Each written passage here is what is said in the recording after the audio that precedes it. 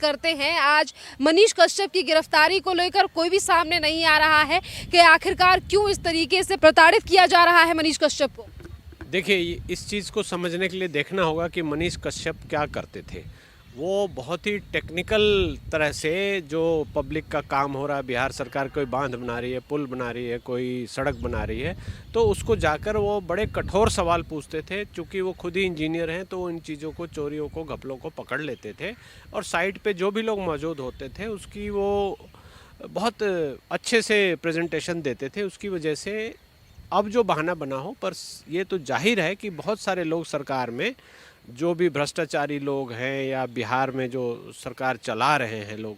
वो दुखी थे और इनको टारगेट में लेकर चल रहे थे। तो इनको तो सीधा सीधी एक बहाना ढूंढकर छोटे से तिल का ताड़ बनाना, जिसको हम कहते हैं, छोटे से मसले में फंसाया गया है और फंसाकर इनको डिमोरलाइज करने की कोशिश की गई है। ये तो उसका जो पहलू है वो सबको दिखाई दे रहा है। अब हम आते हैं, उन लोगों की बात करते हैं कि जो स्वतंत्रता, अभिव्यक्ति की स्वतंत्रता और स्वतंत्रता, व्यक्तिगत स्वतंत्रता, और इसका गाना जो गाते हैं या जो उसकी दुकान चलाते हैं या उसकी जो डफली पीट कर अपनी दुकानें चलाते हैं, वो क्यों चुप हैं। तो आप देखेंगे कि हमारे देश में जो संविधान है उसका आर्टिकल 19, जो अनुच्छेद 19 का एक का क भाग, मतलब 19 आर्टिकल 19 का 1A पार्ट जो है, वो ये कहता है अभिव्यक्ति की स्वतंत्रता आपको है। आप अगर गौर करेंगे तो इसको लेकर सुप्रीम कोर्ट ने कई बार प्रेस के खिलाफ जब भी कोई कार्रवाई होती है, ऐसा नहीं है कि किसी रिपोर्टर को अरेस्ट किया गया है या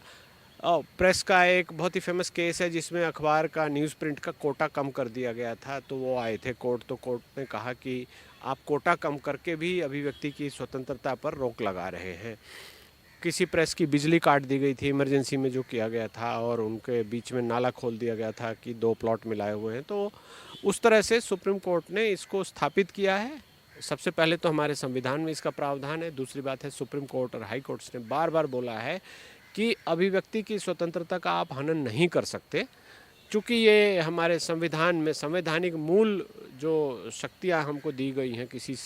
नागरिक को, उसमें है। तो अभिव्यक्ति की स्वतंत्रता को हम स्वतंत्रता तभी मानेंगे जब कोई बात कोई आदमी दिखा रहा है, जैसे पत्रकार है, आप कोई स्वतंत्र बात दिखा रहे हैं, सरकार के विरुद्ध बातें दिखा रहे हैं और मैं उसको सुन रहा हूँ, ऑडियंस उसको सुन रही है, समझ रही है, तो दोनों के अधिकार हैं। आपका अधिकार है उसको दिखाने का और सुनने वाले का या देखने वाले का अधिकार है उसको देखने का, अपनी विचार, उसको देखने के बाद अपने विचार को अभिव्यक्त करने का। तो ये अभिव्यक्ति की स्वतंत्रता जो है वो, इसमें ये सब कुछ आ जाता है। फ्रीडम ऑफ एक्सप्रेशन जिसको हम बोलते हैं,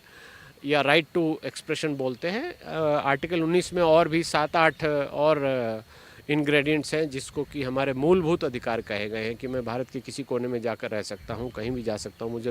ट्रैवल करने से कोई नहीं रोकेगा, मैं कोई एसोसिएशन बना सकता हूं, मैं कोई भी व्यवसाय कर सकता हूं, मैं किसी भी धर्म का अनुयायी हो सकता हूं। तो ये इस तरह की स्वतंत्रताएं हैं, उसके साथ रखा गया है। तो ये मूलभूत स्वतंत्रता है और इसको बिहार सरकार ने जिस घटिया तरीके से, जिस नीचे स्तर पर आकर जिस तरह से मनीष कश्यप को घेरने की या उनको प्रताड़ित करने की या उनको डिमोरलाइज करने की कोशिश की है, ये सीधा सीधा दिखाता है कि मनीष कश्यप पर ही वार नहीं है, ये जो उनके प्रशंसक हैं, जो उनके फॉलोअर्स हैं, जो उनके व्यूअर्स हैं, उन सब पर ये सीधा सीधा वार है कि ऐसी चीज़ें लोगों के बीच में ना जाएं और मनीष कश्यप जेल चले जाएं या उनका चैनल बंद हो जाए या उनको ऐसे जाल में फंसा दिया जाए, कानूनी जाल में, कि वो अपना काम अच्छे से नहीं कर पाए। ये उसकी साजिश है। और बिहार सरकार के बारे में और भी जो चीज़ें कही जाए, जितना भी कहा जाए वो कम है। और इस केस को मैंने गहरे से देखा है, समझा है, तो मैं देखता हूँ कि ये बिहार सरकार कुछ ज़्यादा ही प्रताड़ित कर रही है। बिहार पुलिस इतनी ज़्यादा इसको लेके एग्रेसिव है, इतना स्मार्टली चल रही है कि इनको जैसे मनीष कश्यप जैसा कोई दुर्दांत अपराधी या आतंकवादी पकड़ लिया है। ये बेचारा एक पत्रकार है जो बुद्धिजीवी लोगों को, बुद्धिजीवी वर्ग को, बुद्धिजीवी होते हुए भी उनके लिए सूचनाएं दे रहा था, उनके लिए न्यूज़ क्लिप बना रहा था, यूट्यूब चैनल बना रहा था, और कोई क्राइम उसने नहीं किया है। अगर कोई क्राइम है तो बहुत ही टेक्निकल सा छोटा सा क्राइम है कि एक न्यूज़ जो कहीं छपा था उसको उसने यहाँ दिखा दिया। उस न्यूज़ को आप देखेंगे जो तमिलनाडु में 17-18 लोगों के मारने की सूचना उसने दिखाई है। यही तो क्राइम है उसका, कि वहाँ के किसी हिंदी के किसी अखबार में छपा था, बाद में वो खबर गलत पाई गई और उसने ये खबर दिखा दी कि बिहार के लोगों को वहाँ पर प्रताड़ित किया गया है, मारा गया है। तो ये कोई क्राइम तो नहीं है, उसने खबर दिखाया, गलत खबर दिखाया, हो सकता है वो झूठी खबर हो, उसने नहीं किया, ये कहीं छपा था। तो उस चीज़ को टेक्निकल ऑफेंस ही आप बोलेंगे, उसके स्तर पर एक चूक हुई बोल सकते हैं, लेकिन उसके लिए ऐसा कोई दुर्दांत अपराधी या आतंकवादी की तरह उसको ट्रीट करना, उसको जुडिशियल कस्टडी में ले जाना, पुलिस द्वारा उसके बैंक अकाउंट को खंगालना और ये बोलना कि अभी हम इसकी गहन अन्वेषण करेंगे, इसके फाइनेंशियल जो गतिविधियां हैं उसकी, तो ये सब तो प्रताड़ित करने की, डिमोरलाइज करने की कोशिश है। और ये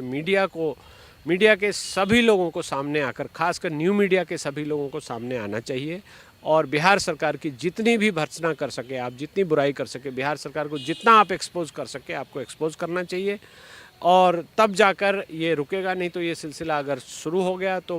आज मनीष कश्यप है, कल कोई और हो सकता है, परसों कोई और हो सकता है। इस तरह से लोगों को डिमोरलाइज करके पीछे हटने पे मजबूर कर दिया जाएगा। सवाल ये भी उठ रहा है कि जिस तरीके से आरजेडी के नेताओं पर एक के बाद एक ईडी सीबीआई की जांच हो रही है, छापेमारी हो रही है, क्या ये उसी का नतीजा तो नहीं है जिस तरीके से आज बिहार की सरकार जो है वो मनीष कश्यप को लेकर इस तरीके से तमाम चीज़ें जो है वो पुलिस करती हुई नजर आ रही है? हाँ, बिल्कुल है, बिल्कुल लिंक्ड है। बिहार सरकार, बिहार के जो नेता हैं, जो भी नेता ऐसे हैं जिनके यहाँ ईडी की जांच हो रही है, जिन्होंने की अकूत संपत्ति कमाया है, जिन्होंने कैश या मनी फॉर रिक्रूटमेंट किया है,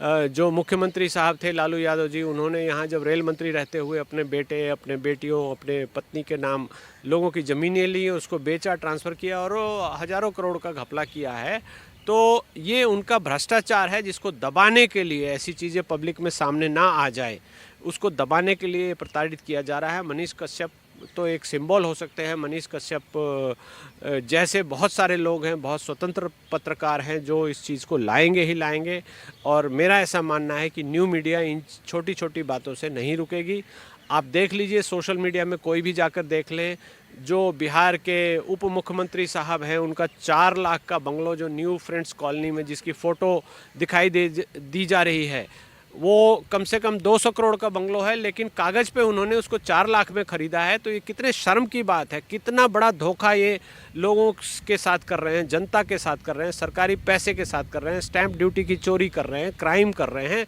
तो ईडी ने अगर पकड़ लिया है तो ये चीज़ें तो एक्सपोज हो गई हैं। और वो जो कॉन्ट्रैक्ट देने में दलाली खाते हैं, जो रोड बनाने में दलाली खाते हैं, जो पुल बनाने में दलाली खाते हैं, जो भी सिविल वर्क या कंस्ट्रक्शन वर्क या डेवलपमेंट वर्क जो भी जहाँ हो रहा है उसमें जो भ्रष्टाचार हो रहा है, मनीष